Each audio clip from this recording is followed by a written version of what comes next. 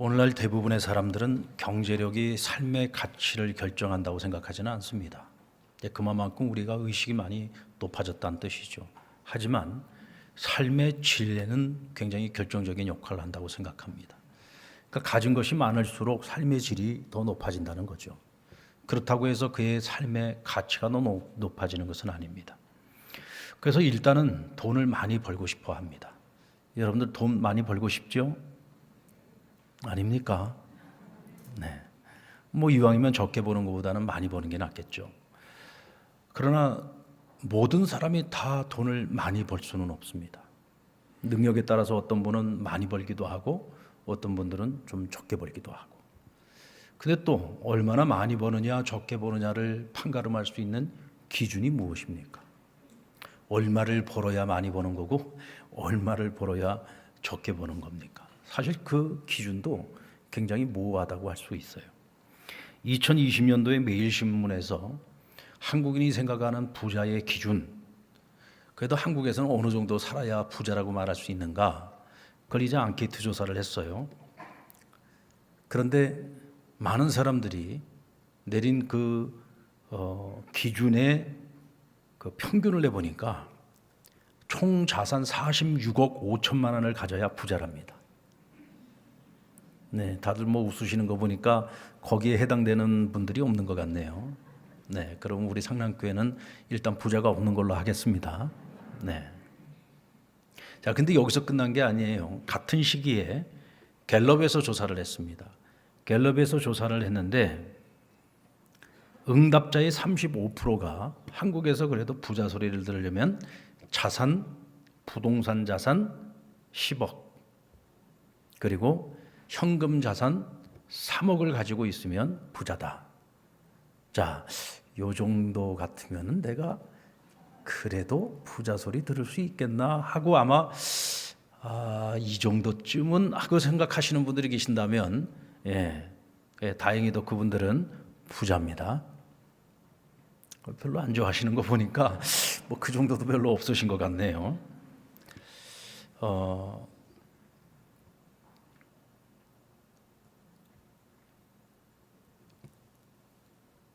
우리가 부자 소리 듣고 사는 거 없다는 소리 듣고 사는 것보다는 낫겠죠. 근데 오늘 성경은 우리에게 부자들에게, 세상의 부자들에게 이 말을 꼭 해주라고 당부하고 있습니다. 먼저 이 부자들이 하지 말아야 될 것이 있는데 그것은 교만하지 말라는 것이고 돈을 의지하지 말라는 겁니다. 이 얘기는 무슨 얘기냐면 부자가 될수록 교만해지기가 쉽고 부자가 될수록 돈을 의지할 가능성이 더 커진다는 거죠. 교만이라고 하는 것은 사람을 어리석고 미련하게 만드는 우리의 정신세계에 있어서 가장 무서운 바이러스입니다. 사람이 교만해지면요, 답이 없습니다. 교만한 사람에게는 답이 없습니다.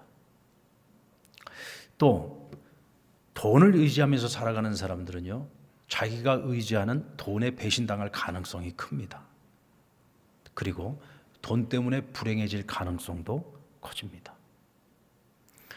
사무엘상 25장에 보면 마온 땅에서 가장 큰 부자였던 나발이라는 사람의 이야기가 나옵니다. 이 사람은 양이 3,000마리, 염소가 1,000마리였어요. 요즘 기준으로 하면 이걸 갖고 부자라고 할 수 있어 하지만 그 당시에는 그 땅에서 가장 큰 부자였습니다. 이 정도의 양과 염소를 치려면 목자들도 많았겠죠. 근데 이 목자들이 양무리, 염소무리를 이끌고 들에 나가서 풀을 먹일 때에 그 지역에 도둑떼들이 많았어요. 그래서 이 도둑떼들이 쳐들어와 가지고는 목자들의 생명을 앗아가기도 하고 또 많은 양떼들을 훔쳐가기도 했습니다. 근데 마침 그때 다윗과 그를 따르던 무리들이 이 지역에 머물고 있을 때 이 속사정을 알고 그들이 자신들이 가지고 있는 군사력을 가지고 이 도적대들을 물리쳐 줌으로써 목자들과 양떼들을 지켜줬습니다. 다시 말하면 이 동네 가장 큰 부자였던 나발과 그리고 그의 목자들이 다윗에게 큰 은혜를 입었다는 얘기입니다. 자, 그런데 마침 양털을 깎는 시기가 되었습니다. 농사를 짓는 사람들에게는 추수 때라고 말할 수 있겠죠. 우리가 보통 살면서 한가위만 같더라. 이 한가위가 언제를 말하는 거죠? 추석이잖아요. 이때가 어느 철입니까? 열매를 결실하는 계절이죠. 이때쯤이 되면은 1년을 살아가면서 그래도 가장 삶이 좀 넉넉하고 마음에 여유가 있을 때, 가장 풍성한 때가 이때란 말이죠. 그러니까 추수를 할 때고, 또 목장을 하는 사람들에게는 양털을 깎는 때입니다. 그 전까지는요, 다윗이 은혜를 주고도 한 번도 그들에게 손을 벌려본 적이 없어요. 그런데 자기를 따르는 많은 무리들이 있는데 이 무리들이 한참 젊은 나이입니다. 한참 많이 먹어야 되는 나이인데, 또 힘을 쓰고 있어서 먹어야 되는 나이인데 먹지를 못해요. 그래서 그것을 보고 안타까운 마음에 다윗이 사람을 보내서 나발에게 우리에게 은혜를 베풀어 달라고 그것도 아주 정중하게 요청을 했습니다. 근데 이 나발이라는 사람이요, 자기가 가진 것이 그렇게 많은데 음식을 조금만 더해서 함께 나누면은 얼마나 큰 은혜가 되겠습니까? 근데 이 사람이 마음이 너무 강팍했어요. 어리석고 미련했습니다. 자신에게 은혜를 베풀었던 다윗에게 뭐라고 얘기를 하냐면, 내가 내 목자들을 위해서 준비한 이 음식을 어디서 왔는지도 모르는 자들에게 왜 내어줘야 되느냐? 그리고는 다윗을 무시하고 멸시했습니다. 그러자 다윗이 그 말을 듣고 너무 분노가 되는 거예요. 그동안에 우리가 그 목자들을 얼마나 열심히 살펴줬고, 그래서 나발 자신에게도 큰 이익이 있었는데 어떻게 우리를 이렇게 대할 수 있느냐? 저 자는 악한 자다. 그래서 칼을 들어 군사들과 함께 그 집을 완전히 멸하기 위해서 달려갑니다. 그런데 다행스럽게도 이 나발에게는 아주 지혜로운 아내가 있었어요. 아비가일이라고 하는 여인이었는데, 이 여인이 이러다가 이 집안이 멸문지와 억울한 죽음까지 당하게 생긴 거예요. 그래서 다윗이 오는 그 길목이 어딘지를 빨리 알아내서 음식을 준비해 가지고 그곳에 가서 마중을 나갑니다. 그리고는 다윗에게 설득을 하는 거예요. 그 설득 덕분에 다윗이 나발의 집을 치려고 가다가 발걸음을 돌려서 돌아갑니다. 만약 다윗이 그때 나발의 집에 가서 사람들을 해야 했다면 그 역시 또한 죄를 짓게 되는 거겠죠. 지혜로운 이 아비가일 때문에 그와 같은 비극을 막을 수 있었던 겁니다. 자, 그런데 나발에게 아비가일이 일어난 모든 일들을 이야기해 주니까 그가 갑자기 마음에 큰 두려움이 밀려오게 되었고, 그로 인해서 몸이 굳어가기 시작했다고 했어요. 몸이 굳어가더니 10일 만에 죽음에 이르게 됩니다. 그런데 오늘 성경은 보면 여호와께서 나발을 치심에 그가 죽었더라고 말씀하고 있습니다. 하나님께서 그를 심판하셨다는 거죠. 아비가일이 다윗의 마음을 달랠 때에 자기 남편에 대해서 뭐라고 말했느냐? 나발은 불량한 자요, 미련한 사람이다 라고 얘기했습니다. 왜 그 남편 나발이 불량한 사람이에요? 그는 다윗에게 은혜를 입은 자인데 악으로 갚았습니다. 은혜를 받았으면 은혜로 갚아야 되는 것인데 은혜를 악으로 갚았으니까 이 사람은 분명히 불량한 자인 거죠. 또 하나님께서 그에게 많은 재물을 주셨어요. 그렇게 많은 재물을 가지고 있지만 오직 자기만을 위해서 쌓아둘 줄만 아는 사람이었지 이것을 전혀 지혜롭고 가치 있게 사용할 줄을 몰랐던 겁니다. 그러니까 그는 어리석은 자인 거죠. 여러분, 훗날 다윗이 왕이 되었을 때 이 나발이 다윗에게 조금만 은혜를 베풀었어도 나중에 그것이 얼마나 큰 보상으로 그에게 주어졌겠습니까? 참 어리석은 사람인 거죠. 자기가 가지고 있는 것에 정말 극히 일부만 함께 나누었더라도 훗날에 그가 얼마나 큰 영광의 자리에 섰겠습니까? 그러나 그는 주어진 것을 쌓을 줄만 알았고 오직 자기만을 위해서 사용할 줄 아는 어리석고 미련한 자였던 겁니다. 누가복음 12장 20절로 21절 말씀 우리 같이 한번 읽어볼까요? 시작. 하나님은 이르시되 이 어리석은 자여 오늘 밤에 내 영혼을 도로 찾으리니 그러면 내 준비된 것이 누구의 것이 되겠느냐? 자기를 위하여 재물을 쌓아두고 하나님께 대하여 부여하지 못한 자가 이와 같으니라. 여러분, 재물을 자기를 위해서 쌓아놓기만 하는 사람, 어느 날 하나님이 갑자기 오라 하면 어떻게 해요? 다 놓고 가야 되는 거예요. 그러면 그 많이 쌓아놓은 그 재물이 누구의 것이 되겠느냐? 참으로 어리석다는 거죠. 지혜로운 사람들은요, 재물을 쌓기 위해서 살지 않습니다. 하나님이 주신 것을 하나님의 마음이 있는 곳으로 흘려보내는 인생을 살아가요. 아멘. 흘려보내는 인생을 살아갑니다. 그러니까 하나님께서 그 곳간을 계속해서 채워주시는 거예요. 나누고 베푼다고 해서 그 곳간이 비워지는 것이 아닙니다. 오히려 자꾸 흘려보내야 묵은 것을 흘려보내고 하나님이 새 것으로 날마다 채워주시는 거죠. 그래서 지혜로운 사람들은 재물을 쌓기 위한, 쌓는 것을 목적으로 살지 않고 흘려보내는 것을 목적으로 살아가는 것입니다. 여러분, 돈은요 수단이지 목적이 아니잖아요. 근데 의외로 많은 사람들이 돈을 목적으로 생각하는 이들이 많이 있습니다. 오늘 우리 그리스도인들 가운데서도 이와 같이 돈을 목적으로 생각하는 이들이 있을 거예요. 그러니까 늘 내 자산이 얼마 쌓여 가는지, 내 통장에 얼마만큼의 현금 자산이 쌓여 가는지, 쌓여 가는 거에만 관심이 있지 이것이 어떻게 쓰여질 것인가에는 관심이 없이 살아가요. 그렇다고 한다면 우리는 재물에 있어서 청지기로서 잘못 살아가고 있는 것입니다. 어렸을 때 바닷가 백사장에서 모래성을 쌓아보셨을 겁니다. 여러분들 모래성 다 쌓아보셨죠? 모래성 놀이 해보셨죠? 뭐 친구들하고 같이 가면은요 거의 경쟁적으로 모래성을 쌓습니다. 처음에는 그냥 작게 모래 가지고 놀려고 시작을 했다가 야 누가 더 모래성을 크게 쌓나 한번 해보자 그러면은 뭐 다들 그냥 경쟁적으로 모래성을 쌓습니다. 시간 가는 줄 모르고 모래성을 쌓죠. 그리고 이 모래성이 허물어지지 않았으면 좋겠다. 계속 이 자리에 있었으면 좋겠다. 그래서 그 모래성 곁을 떠나지를 못합니다. 그런데 엄마가 부릅니다. 밥 먹어라. 어서 와. 어서 와. 빨리 들어와. 하면 어떻게 해요? 모래성 곁에 있고 싶은데 이 모래성이 허물어지지 않고 계속 그 자리에 있었으면 좋겠는데 어떻게 하겠어요? 다 그냥 두고 밥을 먹으러 들어가야 돼요. 근데 그 사이에 어떤 일이 일어나죠? 큰 파도가 와서 모래성이 흔적도 없이 싹 사라져 버립니다. 여러분, 우리 인생이 이 모래성 쌓는 거하고 똑같습니다. 우린 늘 조금만 더 처음에는 작게 시작했는데 어떻게 된 것이 살아가면서 점점 더 조금만 더 우리가 쌓아가는 나의 성이 점점 커집니다.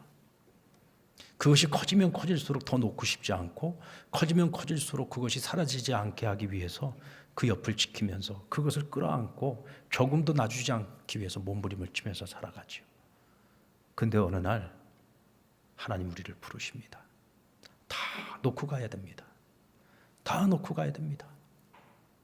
그렇게 힘들게 오랫동안 쌓아왔던 모든 것, 내 인생 전체를 통틀어 내 전체를 다 바쳐서 쌓아놓은 것들인데 그것들이 어느 날 어느 순간에 다 사라져버릴 것들이잖아요.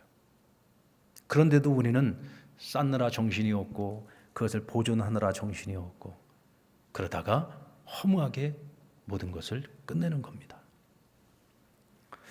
그러므로 오늘 성경은 너희는 소망을 두되 정함이 없는 재물에 소망을 두지 말라고 말씀합니다. 그럼 어디에 소망을 두어야 되느냐? 하나님께 두라는 거예요. 하나님께 소망을 두고 살아가야 된다. 이는 재물을 얻기 위한 노력을 전혀 하지 말라는 얘기가 아닙니다. 여러분, 돈이 있어야 돼요. 돈이 있어야 먹고 살 것 아닙니까? 애들 공부도 시키고요. 좀 사람다운 삶을 살아갈 수가 있죠. 돈이 너무 없어도 죄를 짓게 됩니다. 사람이 돈이 없으면요, 너무 없으면은 사람이 치사해집니다. 부끄러워져요. 그래서 우리는 필요한 만큼 벌기 위해서 열심히 일해야 되는 것이고 부지런히 일을 해야 되는 것이고 그래도 적어도 내 삶을 살아가는데 필요한 만큼은 우리가 벌 수 있어야 되는 거죠. 이왕이면 더 좋은 것 먹고 싶고 더 좋은 거 입고 싶고 뭐 더 좋은 집에서 조금 더 좋은 차를 타고 뭐 그렇게 우리가 조금 더 누릴 수 있는 것들을 누리기 위해 우리가 열심히 살아가잖아요. 뭔가 또 그런 목적이 없으면은 우리가 뭐 이렇게 열심히 살아갈 이유를 찾지 못할 때도 있어요. 나름대로의 그런 개인적인 인간적인 욕망이나 욕구는 어떻게 보면 우리를 더 발전시키는 더 좋은 자원이 되기도 합니다. 그런데 문제는 재물에만 소망을 두고 살아간다면 그것은 문제인 거죠. 왜냐하면 재물에만 소망을 두고 살아가는 사람은 항상 만족이 없어요. 늘 불안합니다. 왜 그럴까요? 내가 이만큼만 내 자산이 생긴다면, 내가 이 정도의 자산을 준비할 수만 있다면 내가 굉장히 만족할 수 있을 거라고 생각했어요. 그런데 막상 그만한 자산이 만들어졌을 때 만족할까요? 여러분, 인간적인 욕망과 욕구의 만족이라고 하는 것은요, 끝이 없습니다. 없을 때는 이만큼만 하지만 이만큼을 가졌을 때에는 여기에 만족을 못하고 조금만 더, 조금만 더. 이게 인간의 마음이에요. 그러니까 물질에 소망을 두고 살아가면 만족이 없어요. 기쁨이 없어요. 행복이 없습니다. 자, 그렇다면 여러분, 이 재물이라고 하는 것이 과연 우리에게 얼마만큼의 안정감을 줍니까? 여러분들 가끔 이제 국가 경제가 힘들어지고 뭐 지난번 코로나 사태처럼 어려운 문제들이 찾아왔을 때 경제적으로 굉장히 큰 어려움을 겪으면서 많은 사람들이 극단적인 선택을 하는 경우가 있습니다. 그 왜 그럴까? 여러분, 사람이요, 살면은 또 사라집니다. 아무리 모든 것을 다 잃어버리고 이제는 벼랑 끝이라고 생각하고 모든 게 다 끝났다고 생각을 해도요, 사람이요, 살아있으면 또 사라진다니까요. 제가 목회를 하면서 보니까 정말 하루아침에 모든 걸 다 잃어버리는 사람들 저 참 많이 봤어요. 우리 예수 믿는 사람들이라고 전부 다 성공만 하고 전부 하는 일마다 형통하기만 한 것은 아닙니다. 때로는 고난이 찾아오잖아요. 환난이 찾아올 때가 있어요. 어떤 이유가 됐든지 내가 그동안에 열심히 쌓아 올렸던 것들이 한순간에 다 무너지는 경우들이 있습니다. 여러분, 그래도요, 믿는 사람들은 살아냅니다. 살아있으니까 또 사라지고요, 또 살다 보면은 전화위복의 기회가 찾아오기도 하고, 오히려 망했던 경험이 오히려 다시 일어서는 또 좋은 자원이 되기도 하더라고요. 그래서 어떤 경우에도 우리는 절대로 절망하고 낙심하고 포기해서는 안 됩니다. 살면은 사라질 수 있어요. 근데 왜 사람들이 스스로 자기를 포기하느냐면 물질에만 소망을 두고 살았기 때문에 그런 거예요. 그런데 소망이 사라져 버린 거야. 소망이 사라져 버리니까 살아야 될 이유를 찾지 못하는 거죠. 그러니까 이렇게 살 바에는 차라리 죽는 것이 낫겠다. 얼마 전에 그 코인에다가 그냥 엄청난 돈을 투자를 했다가 그 돈을 다 잃어버리고 제주도에 가서 일가족이 다 같이, 어린아이까지 다 데리고 가서 그냥 차를 몰고 바다에 풍덩 빠져서 다 같이 일가족이 다 같이 죽었어요. 이보다 끔찍한 일이 없는 거죠. 살면 사라지는 것인데 왜 그런 짓을 저질렀을까요? 물질에 소망을 뒀는데 물질이 다 사라지고 나니까 소망이 없어지니까 이 소망 없는 세상에서 내 자식 살게 하고 싶지 않아. 차라리 죽는 게 나아. 그럼 같이 죽어버린 겁니다. 이건 죄악이죠. 여러분, 재물만큼 유동성이 많은 것이 없습니다. 재물은 유동성이 있어요. 사실 재물은 멈춰 있으면 안 됩니다. 재물은 계속 흘러가야 되는 거예요. 그래야 세상의 경제가 계속 돌아가는 겁니다. 그런데 문제는 이제 그 재물이 나에게 있어서 들어올 때도 있고 나갈 때도 있어요. 들어올 때도 있고 나갈 때도 있는데 우리는 항상 들어오기만 하면 좋죠. 벌기만 하면 좋잖아요. 그런데 내가 그렇게 힘들게 벌어놨던 것들이 뭐 사업을 하거나 장사를 하거나 어떤 여러 가지 환경들 때문에 한순간에 그것을 잃어버린 경우들이 있어요. 정말 부푼 꿈을 가지고 퇴직금 다 털어가지고 장사를 시작을 했는데 뭐 가게 하나 없고 인테리어만 하더라도 요즘 몇 억 아닙니까? 그렇게 해서 시작을 했는데 갑자기 코로나가 터진 거예요. 손님이 안 와요. 날마다 월세는 나가야 되죠. 그러니까 결국 1년을 버티지 못하고 2년 버티지 못하고 탈탈 털고 나오는 겁니다. 자기 전 재산 다 털어집어놓은 거죠.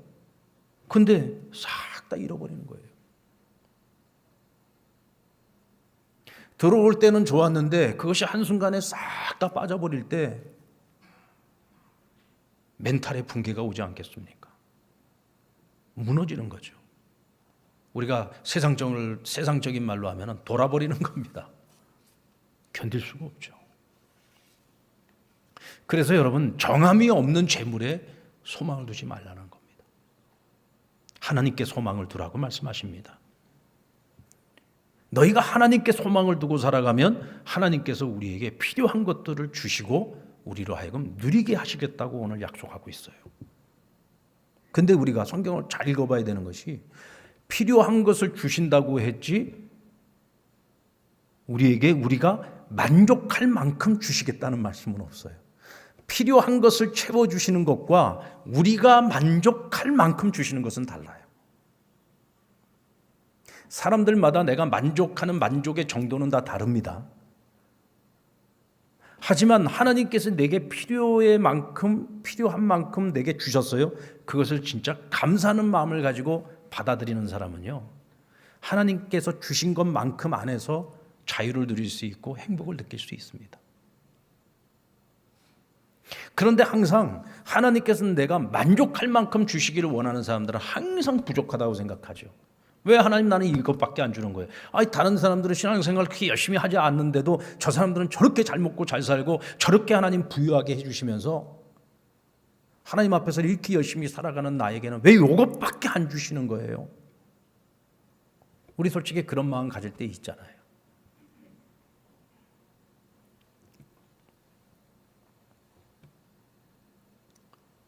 여러분, 하나님은 우리에게 필요한 만큼 주세요.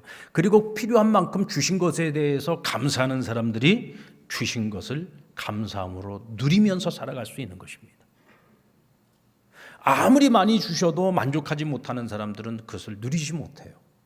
그러나 적게 받아도 하나님 내게 꼭 필요한 것들을 주셨네요. 하나님 감사해요. 이 마음을 가지고 살아가는 사람들은 적은 것 안에서도 기쁨이 있고 감사가 있고 행복이 있어요.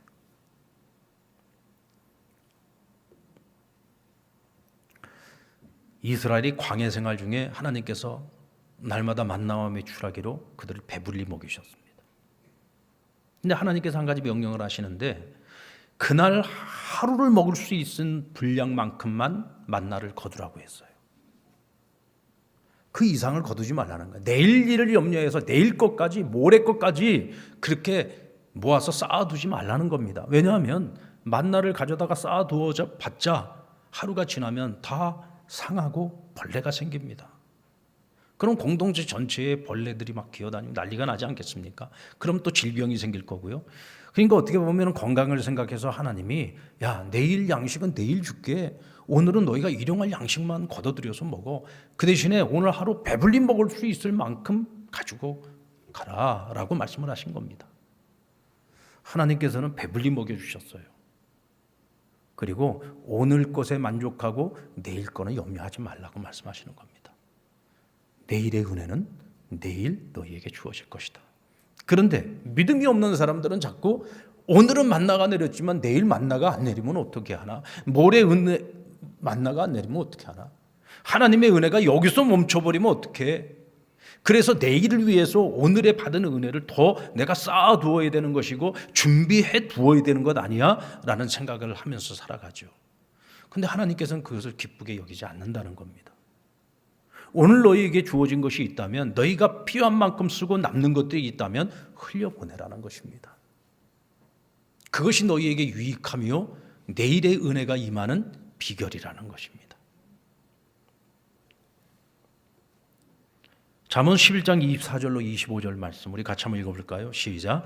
흩어 구제하여도 더욱 부하게 되는 일이 있나니 과도히 아껴도 가난하게 될 뿐이니라. 구제를 좋아하는 자는 풍족하여질 것이요 남을 윤택하게 하는 자는 자기도 윤택하여지리라. 곡식을 내놓지 아니하는 자는 백성에게 저주를 받을 것이나 파는 자는 그의 머리에 복이 임하리라. 여러분, 곡간에서 나의 곡식을 퍼서 어려운 이웃들과 함께 나누면 곡간이 비워지는 것이 아니라 하나님께서 새 것으로 채워주시겠다는 거예요. 우리는 나누고 베푸는 삶에 대해서 생각을 할 때 항상 내가 더 많이 가져야, 더 여유가 있어야, 더 넉넉해야 나눌 수 있다는 생각을 늘 하고 살아갑니다. 며칠 전에 남아공에 김진경 선교사님이 이제 한국에 들어왔다가 잠시 들렸다 갔어요. 그러니까 저보고 목사님 부탁이 있습니다. 제가 남아공에 돌아갈 때 핸드폰을 좀 스마트폰을 좀 가지고 갔으면 좋겠는데 아마 교인들 가운데 스마트폰 여분이 집에서 이렇게 자고 있는 분들이 있을 거라고. 그래서 저도 집에 가서 찾아보니까 2개 정도가 있더라고요.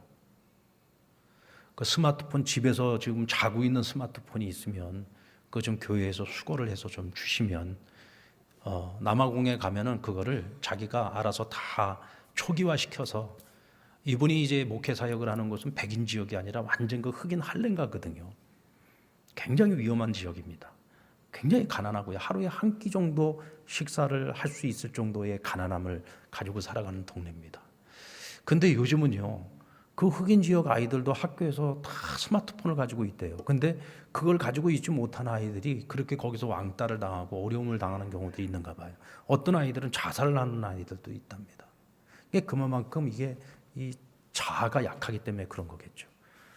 그리고 요즘 솔직히 뭐 웬만한 일들은 다 스마트폰으로 다 이루어지니까. 근데 그 지역이 워낙 가난한 지역이고 그래서 혹시 집에서 놀고 있는 스마트폰이 있으면은 좀 모아서 주시면, 그 대신에 아이폰은 자기가 초기화하지 않으면 안 돼요. 왜냐하면 그 자기 비밀번호가 있어서 자기만이 그거를 초기화를 시킬 수가 있어요. 그래서 혹시 여러분들 집에 놀고 있는 스마트폰이 있으면 교회에다 제출을 해주시면은 또 선교하는 일에 잘 사용이 될 수 있도록 그렇게 하겠습니다. 여러분들, 우리가 어떤 뭐 큰 것을 해야만 나누고 베푸는 것이 아니라 정말 지금 당장 나에게 필요 없는 것, 어쩌면은 누군가에게 가면 쓸모가 있는데 내 집에서 지금 누워 있는 것들이지 않습니까? 지금 당장 나에게는 쓸모없는 것들, 그런데 그런 것들이 우리가 관심이 없고 또 그것을 내가 나누는 불편함을 조금만 내가 감수할 수 있으면 우리는 늘 조금씩이라도 나누고 베푸는 삶을 살아갈 수가 있는 겁니다. 여러분들, 선지자 엘리야가 사르밧 과부의 집에 갔을 때 그 집의 아들과 함께 마지막으로 먹을 식량 통 안에 약간의 한 움큼의 가루가 남아 있었고 약간의 기름병에 기름이 남아 있었어요. 그것으로 마지막 떡을 만들어 먹고 둘이 같이 죽을 생각을 하고 있었습니다. 그런데 엘리야가 찾아가서 뭐라고 합니까? 나를 위하여 그 마지막 남은 식량을 가지고 나를 위해 떡을 만들어 가져오라 합니다. 그러면서 약속하기를, 그리하면 하나님께서 이 가뭄이 끝날 때까지 너희 집에 식량이 떨어지지 않게 할 것이다. 여러분, 숟가락을 얹어도요, 참 자리를 봐가면서 숟가락을 얹어야 되는 겁니다. 아니, 지금 마지막 남은 그 가루를 가지고서 떡 만들어 먹고 죽겠다고 하는 집에 찾아와서 그걸로 내 떡을 만들어 달라니, 이거 참 기가 막힌 일 아닙니까? 하지만 이 여인은요, 마지막 남은 그 식량거리를 가지고서 손자를 위해 떡을 만들어 대접합니다. 그리고 어떤 일이 일어나죠? 가뭄이 끝날 때까지 그 마을 사람들은 다 굶고 있을 때 이 집은 식량이 떨어지지 않았어요. 배불리 먹었습니다. 그뿐이었겠습니까? 이웃들과 함께 나누고 베푸는 삶을 살아갈 수 있었을 겁니다. 이상하게도 하나님께서는 창고에 많은 것을 쌓아놓은 사람들에게 나누고 베푸라는 말씀을 잘 안 하시더라고요. 저희 교회에도 이와 같이 구제에 힘쓰는 분들이 많이 있어요. 근데 그분들이 저에게 찾아와서 나누겠다고 말씀하실 때 보면 항상 하는 얘기가, 공통적인 얘기가 있는데, 하나님께서 제 마음에 이 마음을 주셨어요. 나누라는 마음을 주셨습니다. 저는 그것이 감사해서 하나님께 드립니다. 그분들이요, 넉넉한 분들이 아닙니다. 뭐가 가진 것이 여유가 많은 사람들이 아니에요.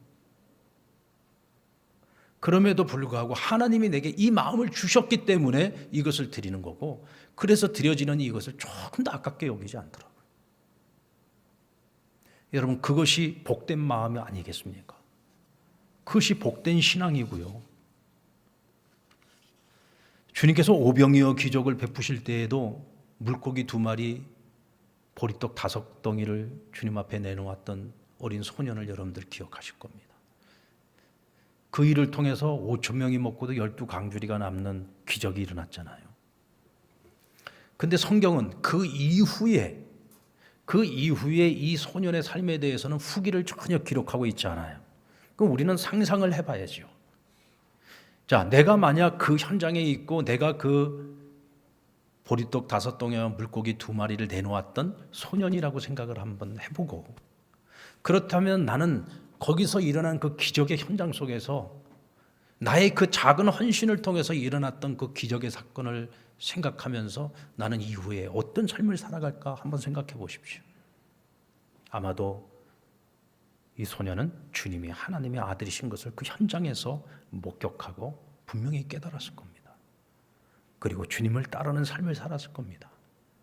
그리고 그가 그 자리에서 정말 귀하게 깨달았던 교훈은 작은 것이지만 그것을 나눌 때 거기에 기적이 있다는 것을 경험을 한 거죠. 자, 그렇다면 이 소녀는 남은 인생을 살아갈 때 나누는 인생을 살았을까요? 손 벌리는 인생을 살았을까요? 그렇죠. 나누는 인생을 살아. 나누면 나눌수록 채워진다는 것을 이 소녀는 그 자리에서 깨달은 거예요. 그 채워지는 정도가 그냥 내가 비운 것만큼만 채워지는 것이 아니라 5천 명을 먹이고도 12강주리가 남는 기적이 일어났던 것처럼 하나님께서 그를 보고 믿을만하고 신뢰할 만하면 하나님께서 무엇을 아끼시겠습니까? 어차피 다 하나님 것인데요. 결국 믿을만한 자에게 맡겨서 그것이 하나님의 마음이 있는 곳으로 흘러가도록 만들지 않겠습니까?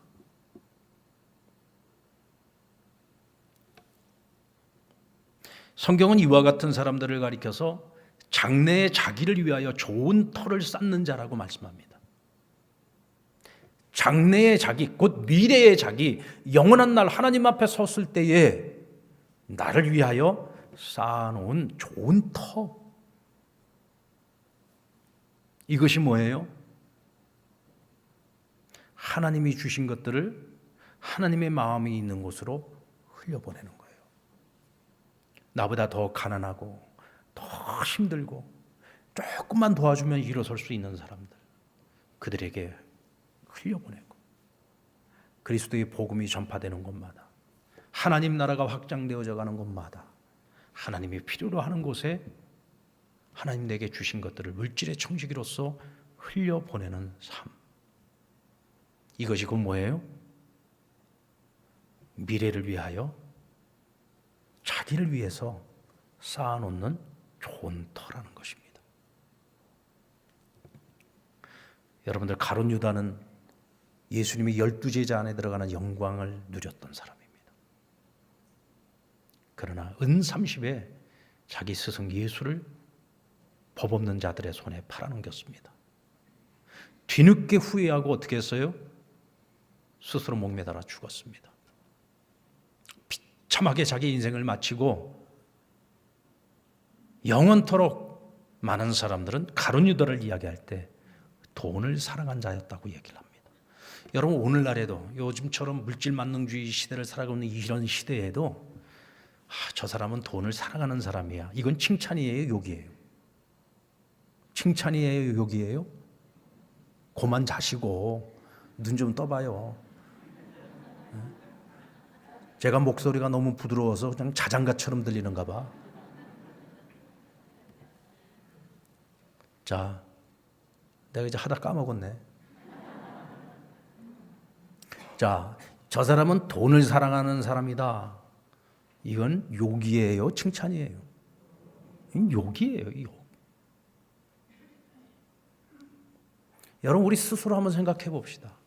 우리는 가룟 유다를 비웃고 있어요.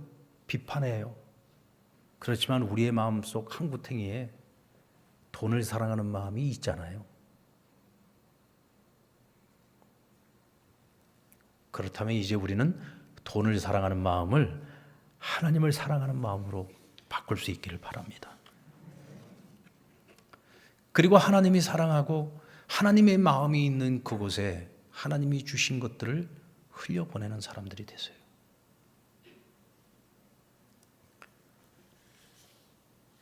하나님의 마음이 있는 곳에 우리의 마음과 물질과 선행이 함께한다면 바로 그 자리가 우리의 장래와 미래를 위해 자기를 위한 좋은 터가 될 것입니다. 여러분, 속부가 되지 마시고 성부가 되시기 바랍니다. 속부가 뭡니까? 자기밖에 모르는 부자입니다. 그저 쌓아놓기만 하는 부자입니다. 그런 부자가 되지 마십시오. 그런 부자가 거둘 것은 헛된 것밖에 없습니다. 성부가 되십시오. 거룩한 부자가 되십시오. 거룩한 부자가 되면 하나님 앞에 섰을 때예요. 아, 그래, 내가 그때 그렇게 살기를 참 잘했던 것 같다 할 것입니다. 그러나 속부의 삶을 살아간다면 하나님 앞에 섰을 때 후회할 겁니다. 야, 이럴 줄 알았으면 그 많은 것 창고에다가 쌓아두기만 할 것이 아니라 더 많이 나누고 베풀 것을 아마 후회하는 자리가 될 것입니다. 여러분, 후회하는 그 자리에 설 것입니까? 아니면 만족할 만한 그 자리에 설 것입니까? 그것은 오늘을 살아갈 때 우리가 나를 위한 좋은 터를 여러분들 쌓으셔야 됩니다. 오늘 이 말씀을 마음에 새기고 결단하는 저와 여러분 되기를 주의 이름으로 축원합니다.